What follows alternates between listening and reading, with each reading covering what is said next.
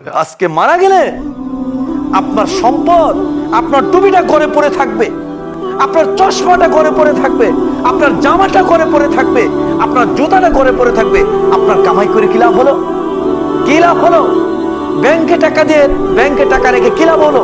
শহরে জমি কিনে কি লাভ হলো? আপনার লাভ হচ্ছে ওটাই। মাদ্রাসার জন্য যদি 10,000 টাকা দান করতে পারেন, এটা হচ্ছে লাভ। এখানে মাদ্রাসার জন্য যদি আপনি একটা ইট দিতে পারেন, এটা হচ্ছে লাভ। এক পাতা ট্রেন দিতে পারেন, এটা হচ্ছে লাভ। রাসূল সাল্লাল্লাহু আলাইহি সাল্লাম বলেছেন, যখন মানুষ মারা যায় তার সমস্ত আমলগুলো বন্ধ হয়ে যায়। যখন মানুষ মারা যায় তার সমস্ত আমলগুলো বন্ধ হয়ে যায়, ইল্লা মিন সালাসা, তার 3টি আমল ব্যতীত। এক, সাদাকাতুস জারিয়া, যে সাদাকায়ে জারিয়া, যে আল্লাহর রাস্তায় দান করেছে, মসজিদ মাদ্রাসায় দান করেছে।